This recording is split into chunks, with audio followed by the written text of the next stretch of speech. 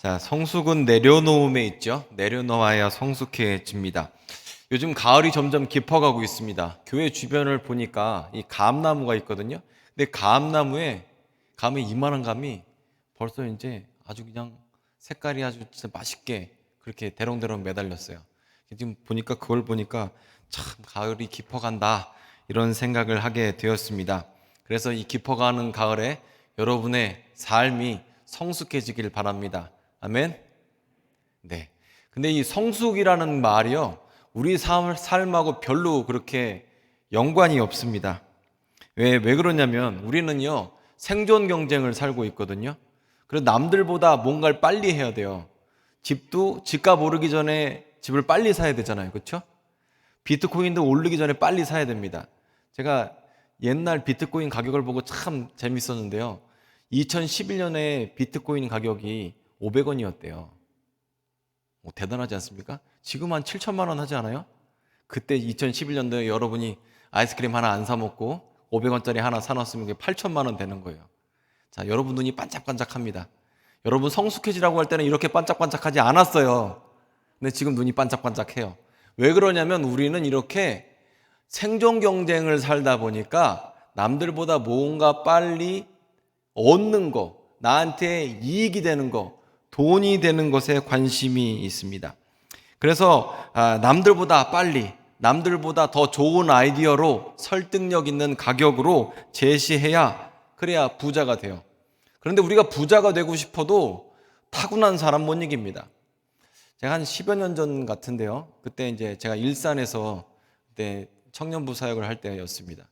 근데 그 어떤 청년이 있었는데 일산 쪽에는 이 공부 잘하는 애들, 그냥 공부 잘했던 유능한 청년들이 많아요. 왜냐하면 거기 LG 디스플레이, 하이닉스 이런 대기업들이 많이 있기 때문에 그 일산 지역이 똑똑한 청년들이 많습니다.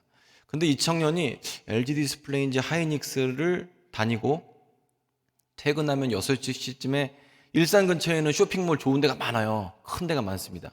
근데 이 쇼핑몰에, 도심에 있는 쇼핑몰에 그 당시에 남들이 들여오지 않았던 수입 과자를 했어요.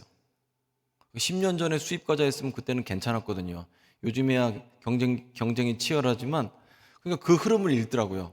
그러니까 얘는 이거 하면 돈 돼. 이거 하면 돈 안 돼. 이걸 아니까 또 쉽게 사고 파고를 이렇게 빨리빨리 하는 거예요. 그리고 이렇게 빨리빨리 하니까 걔를 보면서 이게 타고난 사람이 있구나. 돈 버는 데는 타고난 사람이 있구나. 이런 생각을 하게 되었습니다. 자, 그래서 우리는요, 이렇게 돈 버는 거에는 눈이 반짝반짝해지지만 성숙해지는 거에는 별로 관심이 없어요. 성장하는 데는 관심이 있지만 익어가고 깊어지고 성숙해지는 것은 사실 그닥입니다. 자, 인생도 봄, 여름, 가을, 겨울이 있거든요. 계절도 마찬가지지만 우리는 봄에 꽃 구경 갑니다. 벚꽃 구경 가고 개나리 구경 가고 또 철쭉, 진달래 보러 갑니다. 여름에는 어떻게 해요? 이파리가 새파래지고 막 성장하죠. 나무도 막 키가 자라고 곡식도 키가 자라고 또 익어갑니다. 그러면 어때요? 꼭 구경 가요. 놀러 갑니다. 하지만 여러분 익어가는 거는 관심이 없어요. 가을에 여러분 단풍 구경은 가지만 익어가는 과일 보러는 안 가잖아요. 익어가는 벼 보러 나가지는 않습니다. 그래서 우리는 꽃 구경 가고 성장하고 우거지고 잎이 많아지는 건 관심이 있지만 사실 성장하는 것 말고 성숙해지는 것은 좀 거리가 있어요. 그리고 여러분도 성격 좋아지고 성품 좋아지는 것보다는 부자 되는 데 더 관심이 많지 않습니까? 근데 여러분 돈이 많아도요, 그래도 가까이 하고 싶지 않은 사람들도 있어요. 돈은 엄청 많은데 별로 좀 가까이 가고 싶지 않아, 이런 사람들이 있습니다. 왜 그런가를 좀 잘 보게 되면 이 돈이 있어도 우리가 보통 자기가 나 이런 사람이야 이런 걸 항상 드러내고 싶어 하거든요. 자기 증명 방식을 해요. 근데 돈으로서 자기를 드러내는 거를 우리는 별로 원하지 않아요. 나는 하고 싶지만 남들이 자기를 돈으로 드러내는 거 별로 원하지 않고, 돈이 아니라 권력이나 명예나 직장이나 자격증으로 자기 자신을 드러내는 걸 별로 기뻐하지를 않아요. 그런데 많은 분들이 돈이나 영향력이나 자기가 성장한 어떤 모습으로 자기 증명을 하고 싶어 하는데, 그렇게 하면 할수록 자기 증명이 되는 게 아니라 고독해집니다. 외로워집니다. 성장할 때는 참 좋았죠. 나 그렇게 증명하면서. 그런데 어느 순간 주위에 아무도 없어요. 외로워지죠. 그래서 잎이 많아져도 꽃이 화려하게 펴도 열매가 없으면 되게 허무하거든요. 근데 우리는 그런 인생이 되면 안 됩니다. 영향력 있는 사람보다는 차라리 누군가와에서 의미 있는 사람 되는 게 훨씬 더 중요하죠. 그래서 여러분, 저 사람 되게 잘 살아 라고 말할 때 부자 되는 것만큼이나 중요한 게 이렇게 깊어진 사람, 성숙한 사람 되는 게 중요해요. 왜냐하면 부자 됐는데 되게 고독한 사람 많습니다. 그래서 부자 되는 것도 중요하지만 성숙한 사람 되어서 좋은 사람들과 함께 공동체를 이루는 게 얼마나 중요한지 모릅니다. 그래서 오늘 본문 성경 말씀을 통하여서 이 성숙에 대해서 우리 함께 영적 진리를 깨닫기를 원합니다. 이 창세기 50장을 보게 되면 이 요셉에 대한 이야기가 나오는데요. 요셉에 대한 이야기를 모르는 사람은 없습니다. 요셉이 참 어려운 일을 겪잖아요. 노예로 팔리고 고난을 겪고 어려움을 겪었습니다. 그리고 총리가 되어서 자기 형들과 아버지를 이집트로 이주를 시켰어요. 이민을 시켰습니다. 그리고 세월이 한참 흘러서 요셉의 아버지였던 야곱이 이제 죽은 거죠. 죽고 나서부터가 이제 문제입니다. 오늘 말씀을 좀 볼까요? 15절부터 보면 이래요. 요셉의 형제들이 그들의 아버지가 죽었음을 보고 말하기 시작합니다. 아버지가 돌아가시기 전에는 그나마 괜찮았어요. 근데 아버지가 돌아가시고 나자 어떤 생각이 들었을까요? 혹시 요셉이 보복하면 어떡하지? 도둑이 재발 저린다고 이거 옛날에 우리가 이렇게 했는데 혹시 보복하면 어떡하지? 이런 두려움에 잡히기 시작했습니다.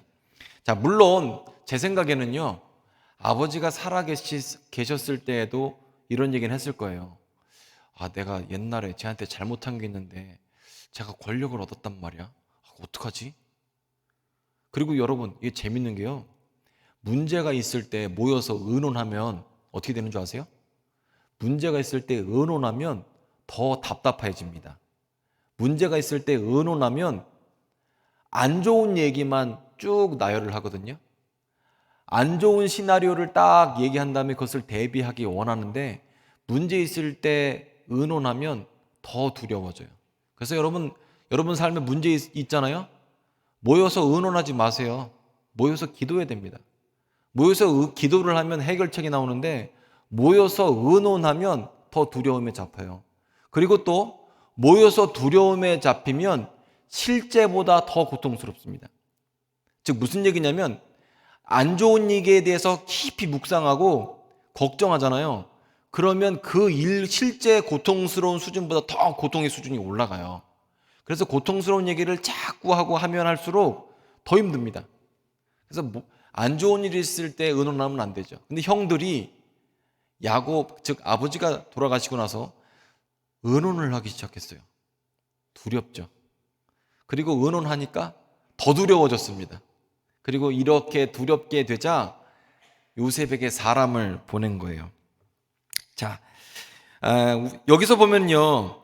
비는 것은 당연해요. 용서를 비는 것은 당연하죠. 근데 문제는 뭐냐면요. 그렇게 오랜 기간 동안 기회가 있었음에도 불구하고 어떻게 보면 타이밍을 놓쳐버린 겁니다. 그러니까 아버지 돌아가시기 전에도 얼마든지 사과할 수 있잖아요. 그런데 아버지가 돌아가시고 나자 당장 손해가 날 것 같아요. 아버지가 돌아가시자 당장 생존에 문제가 생길 것 같아요. 그러니까 이제 와서 지금 용서를 비는 거예요. 물론 타이밍은 잘 잡았죠. 왜냐하면 많이 놓쳤지만 아버지가 돌아가시면 어때요? 유언이 생각나잖아요. 그러면 그 유언과 슬픔이 가시기 전에 형들은 머리를 짜서 아버지가 이렇게 유언을 하셨습니다. 이렇게 아버지 핑계를 대고 명분 삼아서 요셉에게 지금 이런 말을 하는 겁니다. 아버지의 힘을 빌어, 죽은 아버지 힘을 빌어서 우리를 용서해 주십시오. 이렇게 빌고 있습니다. 그래서 어쩌면요, 요셉의 형들은 요셉에게 진심이 아닐 수도 있습니다. 진심 아닐 수도 있어요. 왜냐하면 용서를 빌 기회가 그렇게 많았는데 안 했기 때문이죠. 근데 여기서 또 우리가 또 알 수 있는 게 뭐냐면, 이 삶이 어려워지면 인생이 철들거든요. 평상시에는 뭐 내 뜻대로 됐을 때 철들 틈이 없습니다. 내 맘대로 하면 되는데 뭘 철들어요. 근데 찬바람이 불면, 곡식도 그렇잖아요. 과일도 그렇잖아요. 뭐 옛날에 뭐 생물 시간 이런 거 보니까 그렇더라고요. 뭐 찬바람이 불면 그 식물이 이파리랑 이런 데 몸통에 있었던 전체 영양분을 그 과일로 보낸대요. 그래서 종족 보존을 하려고 한다고 하더라고요. 마찬가지로 인생도 찬바람이 불면 성숙해지게 되어 있어요. 그리고 성경에 많은 사람들이 보면 인생이 어려웠을 때 성숙해집니다. 자, 다윗을 한번 생각해 볼까요? 다윗이 성숙할 틈이 어디 있습니까? 골리앗을 이겼습니다. 골리앗을 이기고 나서 성숙해졌을까요? 골리앗을 이기고 성장했습니다. 지위가 올라갔습니다. 깊어질 틈이 없어요. 여러분, 진급하고 승진하고 돈 벌고 성공하고 나서 성숙해지지는 않죠. 그때는 성장하는 겁니다. 인생을 돌이킬 틈이 없죠. 그런데 다윗이 사울 왕의 질투를 받고 아둘람 굴로 들어갔어요. 거기서 누구와 함께 있었습니까? 환난당한 자, 마음이 원통한 자, 빚진 자, 이렇게 인생 실패자들과 함께 있었습니다. 그렇게 되면서 다윗의 인생이 깊어지게 됐죠. 성숙하게 됐죠. 누군가를 이해할 수 있는 마음을 갖게 돼요. 자, 요즘에도요, 한강에 나가보면은 또 이 장자목 같은데 돌아다니다 보면요, 이 할아버지들 이렇게 앉아 계시거든요. 이 편의점 같은 데서, 한강 가면 편의점이 있잖아요. 이 편의점에서 이제 이렇게 앉아 있다 보면 할아버지들 그렇게 많아요. 물론 뭐 할머니들도 많지만, 요즘에 그 자전거 동호회 같은 게 많아서 막 70대, 80대 돼도 막 자전거 타고 다니세요. 근데 앉아갖고 보면 왕년 얘기를 하시죠. 아, 옛날에 내가 뭘 했는데 그러면서 왕년 얘기를 막 하세요. 유익한 얘기를 굉장히 잘합니다. 제가 이렇게 안 듣는 척하면서 이렇게 앉아 있으면 들리거든요. 그리고 자기 과실하기 위해서 옛날 얘기를 막 하고 뭐 옛날에 좋았던 거, 안 좋았던 거 이런 얘기를 막 합니다. 근데 그런 말이 들릴 때가 언제냐면 인생에 찬바람 불었을 땐 그런 말이 들려요. 인생에 찬바람이 안 불면 그런 말 안 들립니다. 남 얘기 안 들려요. 그리고 들려도 못 듣습니다. 요셉은 어땠습니까? 요셉이 언제 가장 성숙해졌을까요? 저는 감옥이라고 생각해요. 그런데 이 감옥에 있으면 모든 사람이 다 성숙해집니다. 요셉이 누구를 만나냐면 감옥에서 포도주를 담당하는 장관, 떡을 담당하는 장관입니다. 이 포도주나 떡을 담당하는 장관은 당시에 굉장히 높은 사람들입니다. 왜냐하면 왕의 생명을 맡긴 사람들이기 때문에 굉장히 높은 사람이에요. 그러니까 국사를 함께 할 수 있는 사람들이죠. 근데 그 사람들이 감옥에 있으면서 무슨 얘기를 했을까요? 저는 모르긴 몰라도 왕궁에 있었던 얘기를 했을 것 같아요. 왕의 성품은 이런 사람이야. 궁중은 이렇게 돌아가. 아, 근데 내가 이런 잘못을 했네. 이런 얘기를 분명히 요셉에게 했을 거예요. 그리고 요셉도 같이 감옥에 있다 보니까 그런 정보를 얻었겠죠. 요셉이 총리돼서도 굉장히 일을 잘할 수 있었던 것은 감옥에서 아마 떡장관, 포도장관, 그리고 성경에 등장하지 않았던 많은 궁중에서 일하다가 잘못하고 잡혀온 사람들의 이야기 때문에, 그들의 이야기 때문에 아마 요셉이 총리로서 잘하지 않았을까. 총리 되기 전에 궁중 파악을 다 하고 있었던 거죠, 어떻게 보면. 그런데 그런 말을 할 수 있었던 것은요, 사람은 감옥에 있고 찬바람 불게 되면 어떤 자기 인생을 되돌아봅니다. 아, 내가 옛날에 그걸 잘못했었지. 그래서 넘어지게 되면 옛날 일을 한번 생각해 봐요. 자기 인생을 한번 반추를 해보면서 반성을 하게 됐죠. 자, 형들을 보십시오. 형들 지금 목숨이 위태하게 되자 모르긴 몰라도 어떤 방식으로든 과거를 생각해 봤을 겁니다. 형들에게도 아마도 성숙해질 수 있는 기회가 되었겠죠. 자, 근데 여러분, 형들의 죄 고백이 진짜든 가짜든 그것보다 더 중요한 게 뭘까요? 더 중요한 건 요셉의 반응입니다. 자, 요셉이 이렇게 얘기합니다. 자, 여기 보면 16절부터 볼게요. 요셉에게 말을 전하여 이르되 당신의 아버지가 돌아가시기 전에 명령하여 이르시기를 너희는 이같이 요셉에게 이르라. 내 형들이 내게 악을 행하였을지라도 이제 바라건대 그들의 허물과 죄를 용서하라 하셨나니 당신 아버지 하나님의 종들인 우리 죄를 이제 용서하소서. 자, 여기서 지금 형들은 누구 핑계를 대죠? 아버지 핑계를 댑니다. 그런데 이 형들이 평상시에 아버지 말씀을 잘 듣는 사람들이었습니까? 아니면 아버지 말과 관계없이 동생 팔아먹는 사람들이었습니까? 아버지하고 관계없이 지 맘대로 살던 사람들이에요. 그런데 아쉽게 되자 아버지 팔아서 우리를 용서해 주십시오, 이렇게 용서를 빕니다. 그것도 사람을 시켜서 빌어요. 근데 여기서 요셉의 반응입니다. 근데 그때 요셉이 그들이 그에게 하는 말을 들을 때에 울었더라 말씀하고 있어요. 그러면 여러분이 형들이에요? 이렇게 간절한 사과를 전했는데 울었다고 들어요. 그러면 무슨 생각할까요? 요셉이 왜 울었을까? 또 회의를 하겠죠? 요셉이 왜 울었을까? 분해서 울었을까? 용서를 해서 울었을까? 또 고민이 많은 거예요. 그래서 용서받지 못했다고 생각했기 때문에 성경을 보게 되면 18절 보십시오. 우리 함께 읽어볼까요? 18절 말씀입니다. 안 나오니까 제가 하겠습니다. 함께 읽겠습니다. 시작. 그의 형들이 또 친히 와서 요셉 앞에 엎드려 이르되 우리는 당신의 종들이니이다. 아멘. 자, 말씀 보시면 형들이 직접 나온 이유는 왜일까요? 용서받지 못했다고 생각했기 때문에 온 겁니다. 용서받았다고 생각했으면 안 오죠. 용서받지 못했다고 생각했기 때문에 요셉 앞에 또 엎드렸고, 그리고 우리는 당신의 종들입니다라고 얘기해요. 여기 보면 원래는 종들이라고 안 하고 하나님의 종들이라고 그래요. 17절에는 하나님의 종들인 우리를 용서하소서라고 하는데 18절에는 우리는 당신의 종들입니다, 요셉의 종들입니다 라고 얘기를 한 거죠. 격이 더 낮아진 겁니다. 이렇게 한 이유는 용서받지 못했기 때문이에요. 자, 그런데 여기서 요셉이 이렇게 이야기를 합니다. 자, 내가 하나님을 대신하겠습니까? 이 말을 해요. 전 여기 이 말이 무슨 뜻일까 진짜 생각이 많습니다. 내가 하나님을 대신하겠습니까? 뭔 뜻일까요? 여러분, 요셉이 할 말이 얼마나 많아요? 요셉의 한이 얼마나 많아요? 팔려가고 억울하고 답답하고 그 시작을 제공한 사람, 스타트를 끄는 사람이 형들이에요.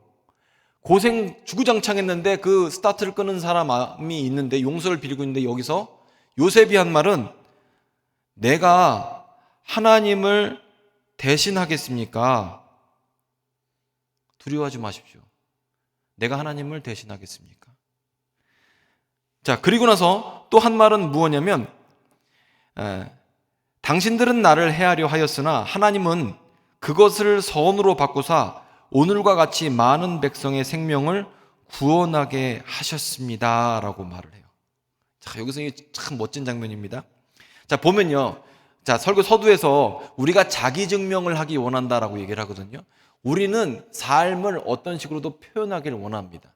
그래서 자기 증명을 할 때 어떤 사람들은 자동차로 자기 증명을 해요. 나 이런 사람이야 하고 차를 삽니다. 그리고 차로 또 어떤 사람은 남들을 평가하면서 자기 그렇게 평가를 하고요. 어떤 사람은 가방으로 많은 분들이 가방으로 자기 증명을 합니다. 어떤 사람은 자격증으로 자기 증명을 하고요. 어떤 사람은 직장 위치나 그런 것으로 자기 증명을 해요. 나 이런 사람이야 라고 얘기를 해요.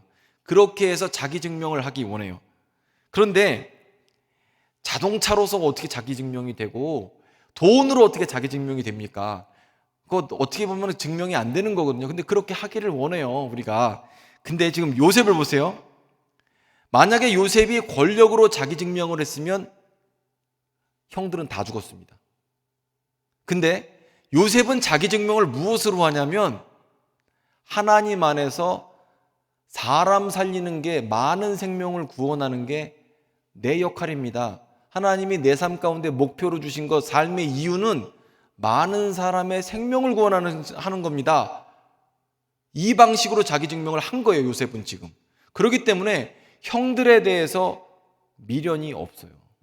그래서 그런 방식으로 형들을 용서하죠. 자, 많은 분들이 말을 할 때 이렇게 얘기해요. 나는 한다면 하는 사람이야. 나는 약속을 지키는 사람이야. 이렇게 얘기를 합니다. 그것도 자기 증명의 방식입니다. 나는 이런 사람이야 라고 얘기를 해요. 그래서 어떤 방식으로도 우리는 다 자기 증명을 합니다. 옷으로, 시계로, 구두로, 영어 실력으로, 자격증으로, 부동산으로, 통장 잔고로 자기 증명을 하면서 그렇게 꾸미고 다닙니다. 그런데 여러분, 이게 우리가 아시겠지만 내 안에 있는 생명이 희미하면 희미할수록 겉이 화려해요. 내 안에 존재의 의미가 약하면 약할수록 겉을 많이 꾸미는 경향이 있습니다. 내 안에 꽉 차 있으면요, 안 꾸밉니다. 자기 과시하지 않아요. 내 삶의 의미를 알고 있고 목적을 알고 있고 방향성을 알고 있으면 누군가에 과시할 필요도 없습니다. 과시하는 사람들 자체가 내 안이 비면 자꾸 과시를 하게 되거든요.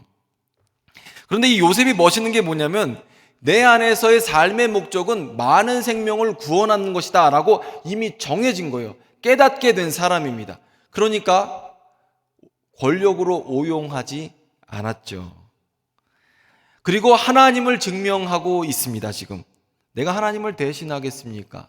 그런데 여러분, 이렇게 되기 위해서는 우리는 내려놔야 돼요. 권력을 얻게 되면 우리는 뭘 하냐면 살생부부터 만들어요. 어떤 놈 죽일까? 누굴 쓸까? 누굴 내칠까? 이거 고민부터 해요. 왜요? 권력으로 나를 증명하기 위해서 그렇겠죠. 돈도 마찬가지예요. 내가 못 해본 거 해봐야지. 이게 다 자기 과시를 이렇게 하는 거예요. 그런데 우리는 이런 방식, 내가 나를 내세우려는 방식을 내려놔야, 우리 안에 있는 쓴뿌리를 내려놔야, 연약함을 내려놔야 어쩌면 하나님의 방법을 알게 되고 하나님의 목적을 알게 되는 거예요. 그럼 왜 내려놔야 되느냐? 여러분, 원하지 않게 병이 걸려서 수술 받을 때가 있지 않습니까? 수술 받을 때 어떻게 하냐면 우리가 마취를 해요. 마취를 하는 목적은 자기 방어를 못하게 하기 위해서입니다. 수술을 할 때 마취를 하기 전에, 마취가 발달하기 전에는 사람을 다 묶었습니다. 묶어서 억지로 배를 째고 거기서 불필요한 것들을 드러내고 다시 꾸몄죠. 얼마나 고통스러워요. 요즘에는요, 마취를 할 때 어떻게 하냐면, 제가 하던 분이 서울대 마취학과 교수였는데, 그분 얘기가 사람한테 마취를 할 때 보면 독을 넣는데요. 그래서 독을 넣기 때문에 마취학 하는 분들이 공부를 열심히 한 사람들이에요. 독을 넣는데 너무 많이 넣으면 못 깹니다, 사람이. 그래서 연세 있으신 분들 수술하고 못 일어날 때 있잖아요. 그리고 독을 적게 넣으면 중간에 깨요. 수술 중간에. 그게 굉장히 위험하죠. 그런데 그 독을 넣는 이유가 그렇게 해야 치료가 되기 때문에 그래요. 만약에 우리가 가진 쓴뿌리들을 다 들고 우리의 상처들을 다 들고 나의 자기과시 방법, 나의 경험들, 지혜들 이런 것들을 다 들고 있으면 하나님 안에서 치료가 되질 않아요. 하나님이 우리를 만지실 수 없어요. 내가 내 힘 가득 들어있으면 치료가 되질 않아요. 자, 우리 교회에 골프 선교회가 있잖아요. 그런데 골프 칠 때 어때요? 저는 골프를 안 칩니다. 예전에는 쳤어요. 제가 대학교 때는 배웠었어요.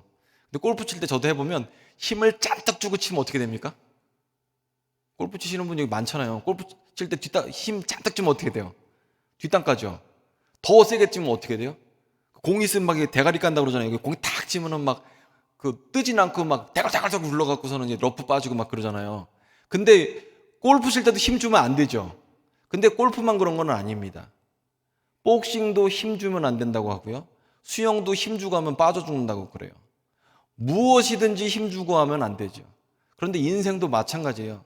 내 힘 바짝 들어가서 내 고집 바짝 들어가서 뭘 하려고 그러면 일이 잘 안 됩니다. 오히려 내 방식을 내려놓고 그렇게 할 때 더 일이 잘 되죠. 나는 한다면 하는 사람이야가 아니라 나는 내 말을 지키는 사람이 아니야. 오히려 나는 이렇게 말했지만 예수님이 이렇게 말씀하셔서 나는 예수님 뜻대로 하는 사람이야. 그렇게 될 때 성숙해지는 거죠. 자, 요셉으로 돌아와서요. 요셉이 할 말이 정말 많아요. 상처가 너무나 많습니다. 괴로운 일이 참 많이 있습니다. 그런데 그럼에도 불구하고 자기 고집을 내려놔요. 자기 상처를 내려놓습니다. 아픔을 내려놓고, 이 사람이란 게 자존심이 있거든요. 어쩌면 목숨만큼이나 내려놓기 어려운 게 자존심이죠. 자기 고집이죠. 근데 고집과 자존심을 내려놓죠. 그리고 내려놓게 되자 어때요? 요셉은 성숙한 사람이 돼요. 그래서 성숙해지려면 내려놔야 되고, 더 크게 내려놓는 사람일수록 성숙한 사람입니다. 요셉이 내려놓을 수 있는 것은 뭐냐면 하나님의 뜻을 알았기 때문에 그래요. 하나님이 날 사용하시지. 날 사용하셔서 많은 생명을 구원하게 하셨지. 이걸 깨달았기 때문이에요. 삶의 목적이 분명하면 분명할수록 내려놓을 수 있습니다. 삶의 목적이 희미하면 희미할수록 방황을 해요. 자, 그래서 내 힘이 빠지고 내려놓으면 하나님이 일하십니다. 때로는 성공을 내려놔야 하나님이 일하시고요. 살생부를 내려놔야 하나님이 일하십니다. 내 경험을 내려놔야 잘 삽니다. 우리가 잘 산다고 표현할 때 잘 살아 그러면 어때요? 와, 그 사람 비싼 차 끌고 좋은 집에 살고 애들 잘 되고 건강해. 이게 잘 사는 게 아니라 비싼 차 끌고 좋은 집에 살아도 되게 외로운 사람 많습니다. 그게 잘 사는 게 아닌 것 같아요. 저도 철드나 봐요. 잘 사는 건 어떤 게 잘 사냐면 보니까 주위에 사랑하는 사람이 많고 사랑받는 사람이 많으면 잘 사는 것 같아요.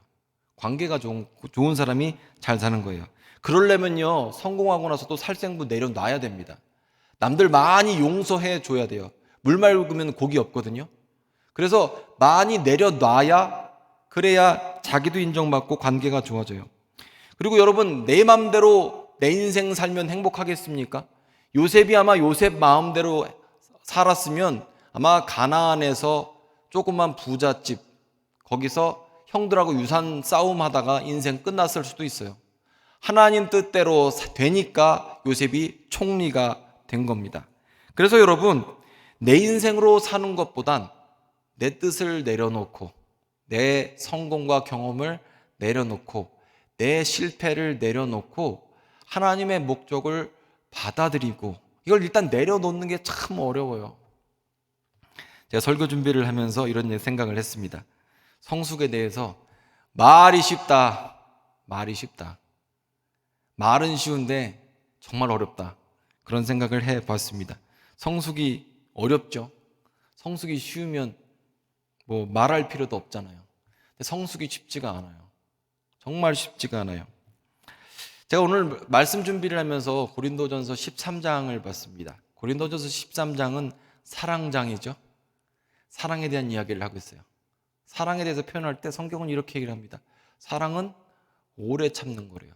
사랑은 시기하지 않는 거래요. 그리고 사랑에 대해서 막 이렇게 쫙 나열하는 그 글들을 보면서 주님께서 우리에게 원하시는 성품은 이런 건데, 성숙한 성품이 이런 건데 라는 생각을 해봤어요. 그리고 예수님의 성품이 이렇지 않을까라고 생각해 봤습니다. 우리 예수께서요, 끊임없이 용서해 주시고 받아주시고 우리를 품어주시거든요. 예수님 주변에는요, 배신한 사람들 천지였어요. 이용하려는 사람 천지였어요. 그런데 그 사람들을 묵인하고 하나님 뜻을 위해서 십자가를 지시고 부활승천하시고 또 성령을 통해서 우리와 동행하고 계시거든요. 끊임없이 우리를 받아주시고 용서해 주시고 우리의 길을 인도해 주시는 분이 우리 예수님이세요. 자, 그걸 보면서 나도 예수님 성품처럼 되면 얼마나 좋을까, 이런 생각을 해봤습니다. 우리가 성숙해지면 남들을 용서할 수 있습니다.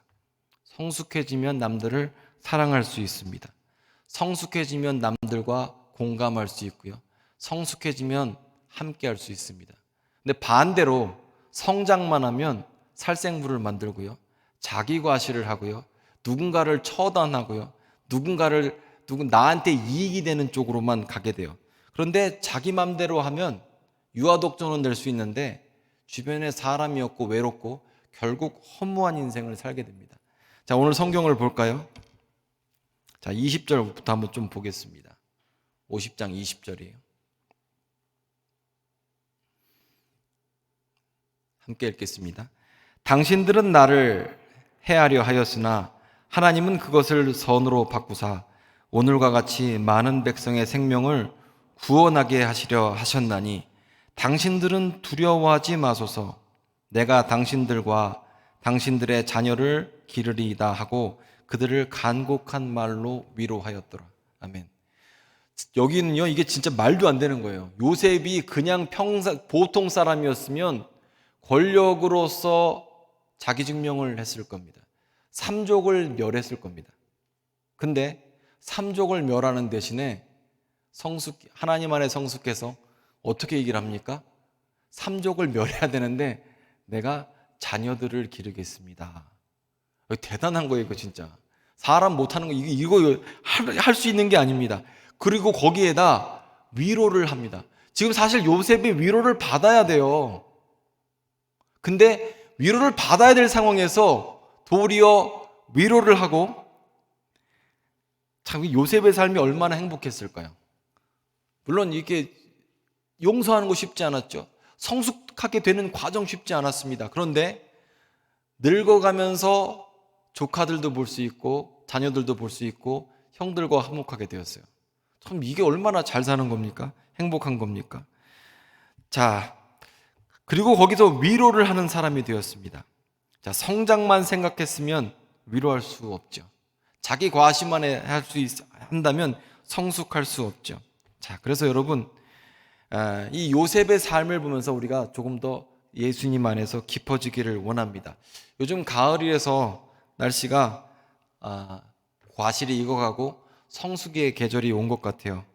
그런데 여러분, 요셉의 형들처럼 고통스러워서 아니면 어떤 계기 때문에 삶이 힘들어져서 성숙해지지 마시고요, 깨닫고 성숙해지셨으면 좋겠어요. 여러분이 안 아프고 성숙해지셨으면 좋겠습니다.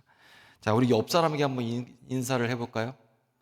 내가 너랑 있으니까 참 좋다. 당신하고 있으니까 참 좋다. 이 말을 하려면요, 일단 내가 일단 깊어져야 돼요. 내가, 용서해줘야지, 사랑해줘야지, 내 성장이 아니라 성숙해줘야지. 이런 마음을 가지시고 옆 사람을 보면서 참 좋다 한번 해주세요. 나 참 너가 좋다. 참 좋다. 당신하고 있으니까 참 좋다. 이게 옆 사람하고 함께 하려면요, 용서해줘야 되거든요. 사랑해야 되거든요.